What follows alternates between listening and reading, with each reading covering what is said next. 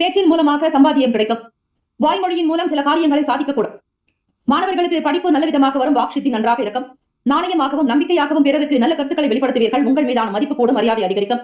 கௌரவமான பதவிகளை வகிக்கக்கூடும். இந்த நாள் நீங்கள் முக்கியமான விஷயங்களை தாராளமாக செய்யலாம். கையெழுத்திடுவது, அக்ரிமெண்ட் தொடர்பான விஷயங்கள் பேசுவது, முக்கிய முடிவுகள் எடுப்பது, சகல சுப காரியங்களும் செய்வதற்கு ஏற்ற நாள். எந்த ஒரு செயலையும் செய்வதற்கு முன்னர் குலதெய்வத்தை வணங்கி செய்யுங்கள். பிறருக்கான விஷயங்களிலும் சரி, உங்கள் கைகளால் சில வேலைகள் செய்கிறீர்கள் என்றால் அதனை நிறைவாக இருக்கும்படியாக இறை வழிபாடு, அம்பிகை வழிபாடு செய்வது விசேஷம். முதலீடு தொடர்பான விஷயங்கள் அதிக கவனம் செலுத்தக்கூடும். நிலம் சார்ந்த செயல்களில் இருப்பவர்கள் பணம் கொடுக்கல் வாங்கலில் இருக்கும் பட்சத்தில், அல்லது ஒரு இடத்தை வாங்குகிறீர்கள் என்றால் அந்த இடத்தினுடைய மதிப்பு எவ்வளவு, கூட்டு மதிப்பு எவ்வளவு, எவ்வளவுக்கு விலை போகும், வாங்குவது லாபமா நட்டமா என்பதை முழுமையாக தெரிந்து செய்வது நல்லது. இடம் சார்ந்த விஷயங்களில் உங்களுடைய சுற்றி இருக்கக்கூடிய நிலவரங்களை முழுமையாக அறிந்து செய்யுங்கள்.